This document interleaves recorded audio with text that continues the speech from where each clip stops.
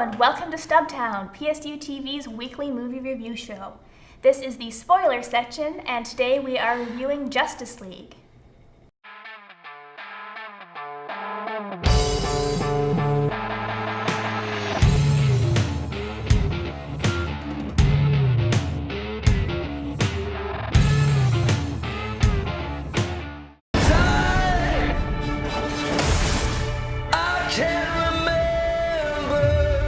People we don't know to risk their lives. Strong man is strongest alone. You ever heard that? That's not a saying. That's the opposite of what the saying is.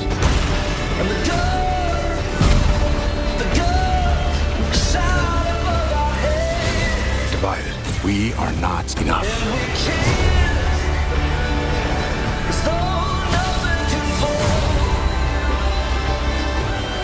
The world needs Superman.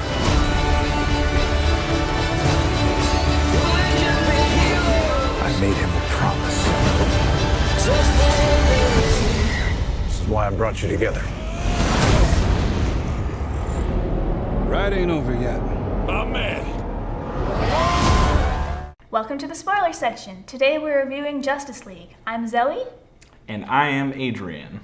Apart from bringing the Justice League together finally, what we see in this movie is they're looking for, they call them these boxes, they call them mother boxes? Mother boxes. Which are basically going to destroy the world, so that's obviously bad. Together.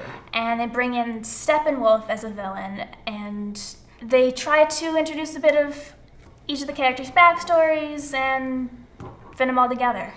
You want to talk a little bit about what we liked about this movie, going into a bit more detail?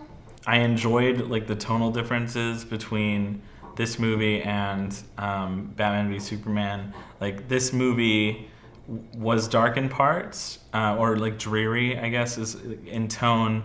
But whereas Batman v Superman, the tone was dreary because Zack Snyder thinks that's cool and he's an edgelord. In this movie, the tone made much more sense as an arc of redemption. The world is dreary now, and these heroes come together, and heroism comes back into the world, and now there's hope and bright colors and flowers, literally flowers. And that seemed like a little bit much to me. Yeah. The more you think about that scene. And everyone just trusts that. I enjoyed these things. I think you can kind of tell that Gal Gadot as Wonder Woman got a more elevated role. There are a lot longer cuts of her talking than anyone else, which I think was maybe the right move to make, because this was a movie originally about Batman. I'm sure it was about Batman because all the plot beats surround him. But well, Batman's already popular, but then Wonder Woman got more popular, and I think they're playing off that. Yeah, they're trying to make it, make her seem more less of an afterthought in the universe, which I think was what originally was going to happen with that character, because they didn't know if she'll be popular, which is dumb, because she's the best DC hero. Yeah, what did you like about the movie? I really liked the characters that they brought in. I liked the Flash in particular, and I liked Cyborg, and I liked Aquaman.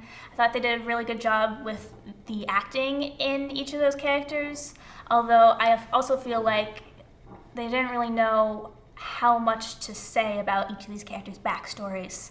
Some parts didn't quite feel clear, and other parts seemed unnecessary. But I really liked the characters of each of them, and I feel like if we were to focus on just any of them, it would make a great movie solo. Yeah, I definitely feel like, to spoil just one thing, Aquaman's introductory scene into the narrative, or what gets Aquaman involved, is this long, drawn-out conversation that happens just after two characters are murdered, and then he just ends the fight by having this conversation with this woman, and it's just long and expositional, and it doesn't. And they say too much, yet we also don't quite know who she is. Yeah, no, there is no point to the conversation. It goes nowhere. It has very little to do with what they're doing at the moment, and meanwhile, this guy is getting away with one of the 3 MacGuffin boxes that they cannot get all 3 of. And of course, or the very end world of it ends. is it's your responsibility to go hurry up and catch the guy. Seriously, you're just gonna delay him first. Great, smart. There are also like some very contrived or just dumb plot decisions, like when they lose the mother box after they bring Superman back to life. That's just because it's sitting out. Like no one thought, hey, maybe we should hide this. For the plot to move forward, we needed to do this and do that. Yeah, they need to lose the box. Just make that happen. We don't care how. Yeah, it's ridiculous. I also feel like you can see the seams where the 2 directors' competing visions like came together, like very clearly. It's not a seamless movie. There were extensive reshoots that break some of the scenes a little bit. Like they're on location in Iceland and suddenly they're on a green screen, or like Batman is getting brutally choked to death by Superman, and then Superman drops him and he immediately cracks a joke like, whoa, like it's you definitely like Snyder Joss like car crash happening. Like that's what you experience when watching this movie somewhat, which is, it doesn't completely ruin the experience of this movie, but it's not great. I've got to admit that I did laugh when Batman just cracks a joke in the middle of this intense scene, but it was kind of sudden, yeah. But to contrast the parts that seemed like they didn't really work, what did you feel worked really well? Were there any scenes that you particularly liked?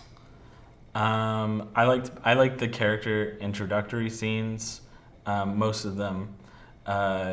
Batman's is weird. I have problems with Batman in this movie, but I liked Barry Allen and I liked Aquaman, and Wonder Woman's introductory scene is badass. It's the best fight scene in the movie, mostly just because it has an actual sense of space.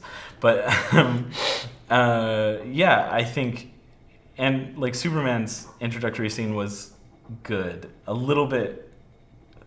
There's some issues with it, but like what actually happened, what actually took place is like fun. It was fun to watch. It was definitely fun to watch. I'd agree with that. And he was shirtless the whole time, and I appreciate that. I gotta say, I also really liked the introduction of Barry Allen, but mostly that's because I really like this version of the character. I really want to see more. I kind of loved how, to contrast these characters who know exactly what they're doing. Even Cyborg kind of seemed like he knew what he was doing. Barry Allen is just in this constant state of, oh, what is this? What's going on here? Am I really doing this? I kind of love that. I also really liked how they got each of the characters to be really distinct. It didn't seem like they were these are all just the same character that we happen to have 2 of, 3 of, 4 of, 5 of, whatever. There seemed to be some real differences in the personality, what the people can do, and I think you really need that if you're going to have a teen movie. Do you think you would watch another Justice League DC Universe film? I think I would watch another, but I would also be a little bit hesitant because I have not even been able to get through some of the other DC movies. I tried Batman vs. Superman. I'm sorry, I just could not get through it. So with that in mind, I'd be a little hesitant, but I'd try it. Yeah. Maybe not in theaters, though. I think that I wouldn't watch another one of these movies. I kind of dread them. And, like, this one was nice, but it was just kind of okay. And, like, I'm not really invested in the DC, like, comic book world, so I don't have a lot. I don't have this huge connection to the characters. I will watch a Wonder Woman sequel and anything that she's in, but outside of that, yeah. I'm feeling pretty similar too. I would watch a Wonder Woman movie. I would watch another group Justice League movie because I like several of those. I would watch standalone Flash, maybe Aquaman, maybe Cyborg if they do that. But I'm not so sure about anything beyond that, and I'd still be a little bit hesitant. And I'm also not really into like the DC comics, so I'm wondering if maybe someone who is would be a little bit less confused about who Steppenwolf is.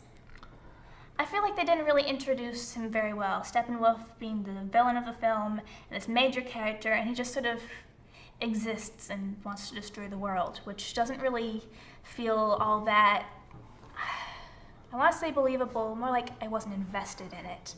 Well, you see, he is a part of a race called the New Gods, which are like the old gods, but fresh.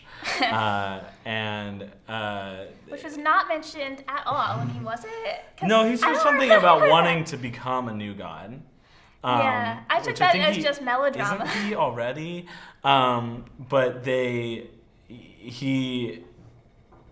he's destroying the world to prove himself, essentially. Prove himself to Darkseid, his uncle. There was a mention of that. And that's what's going on. They don't explain any of it. He's just like this CGI villain that's really one note and very boring. Oh, just we need somebody who's really hard to fight. And did it seem to you like they didn't really explain why he was so hard to fight? It was just, let's make the Amazons look ineffective so that he looks tough. And he's just impossibly good at fighting these like rando characters, and then he just jobs fighting like the superheroes, which is, it's plot convenience, which I think is the biggest problem of this film. Definitely plot convenience. Yeah. There's a lot of that. It's still really fun. Just there's a few things that make you wonder, why did they put that and not put the other thing? Oh yeah. Also, major problem. Just the fact that Wonder Woman's presence in the movie was like hypersexualized in comparison to the Wonder Woman film. Like when she walks up to the bank in the beginning of the movie, it's like a butt shot, as opposed to like in Wonder Woman, you see scenes of her walking up, you see her shoulders or her back, and like this is very clearly like framed in your face. And then her costume, I felt like revealed more, or maybe I don't know. But there were scenes where you could see her like whole butt, which was, I don't know, weird. Zack Snyder, weird. Joss Whedon. Don't do that. This is what you shouldn't do in film. And we're continuing to see it. So treat women like they're actual characters. all right. Well, it just shows you that the director has a major influence in what you look at Wonder Woman versus how she's portrayed in this. It's the same character. Yeah. Right. Same character, same actor, same universe. Right. They're just choosing to accentuate different parts of her. So it says a lot about the director, for sure. That's it for our spoiler section. If you'd like to get involved, contact us at contact@psu.tv. Thanks for watching.